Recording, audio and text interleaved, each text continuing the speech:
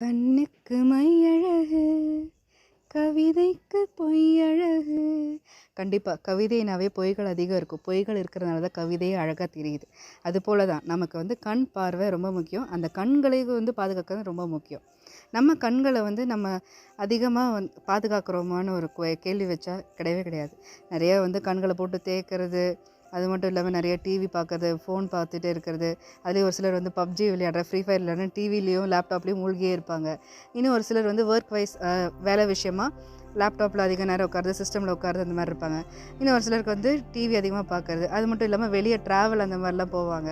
So travel அந்த மாதிரி போகும்போது நம்மளோட காற்றில் இருக்கிற மாசு தூசுகளெல்லாம் நமக்கு கண்ணில் படும்.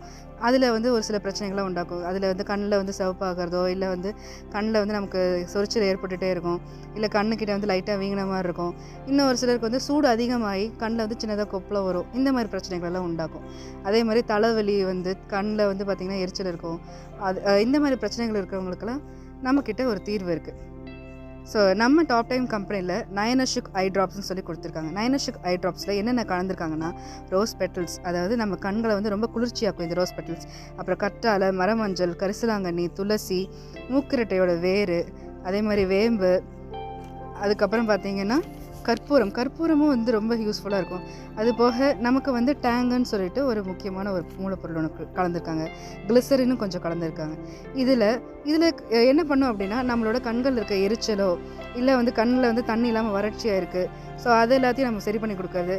அது மட்டும் இல்லாமல் நம்மளை கண் வலியிலேருந்து கொஞ்சம் பாதுகாக்கிறதுக்கு இதெல்லாம் சப்போர்ட் பண்ணி கொடுக்குது. அது மட்டும் இல்லாமல் இன்னும் ஒரு சிலருக்கு கொஞ்சம் வயசு ஆக ஆக கண்ணில் புற ஒழுகிறது, இல்லை கண் பார்வை மங்கி போகிறது. ஸோ இந்த மாதிரி பிரச்சனைகளும் வரும். அது எல்லாத்தையும் நம்ம போக்குறதுக்கு ரொம்ப சப்போர்ட் பண்ணி கொடுக்கும். இந்த சூடு அதிகமாகி கண்ணில் கொப்பளம் வருது, அதே மாதிரி இப்போ நம்ம ட்ராவல் பண்ணிட்டு வரோம், கண் செவந்து போச்சு, அந்த மாதிரி டைமில் நம்ம என்ன பண்ணணும்னா, கண்ணில் ஒரு ட்ராப்பு விட்டுட்டு நல்லா கண்ணை மூடிட்டு நம்மளோட விழிகளை சுற்றி ரொட்டேட் பண்ணணும். ஸோ ரொட்டேட் பண்ணும்போது என்ன ஆகும்னா, ஆட்டோமேட்டிக்காக அந்த கண்ணில் இருக்கிற தூசு, அந்த மாதிரி ஏதோ ஒரு பாக்டீரியாஸ் அந்த மாதிரி இருக்கிறதுல வெளியே கண்ணீர் மூலமாக வெளியே வந்துடும். நம்ம அதை தொடச்சிக்கலாம்.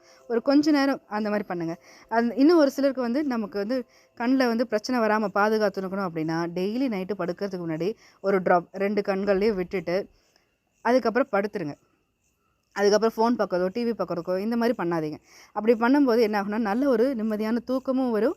நம்ம கண்களை வறட்சியாகாமல், கண்ணுக்கு எந்த ஒரு பிரச்சனையும் இல்லாமல், பாக்டீரியா வைரல் இன்ஃபெக்ஷன்ஸ் இல்லாமல் நம்மளை பார்த்துக்கும். ஸோ கண்டிப்பாக எல்லாருமே வாங்கி யூஸ் பண்ணுங்கள். Thank you so much. Jai top time, Jai global vision.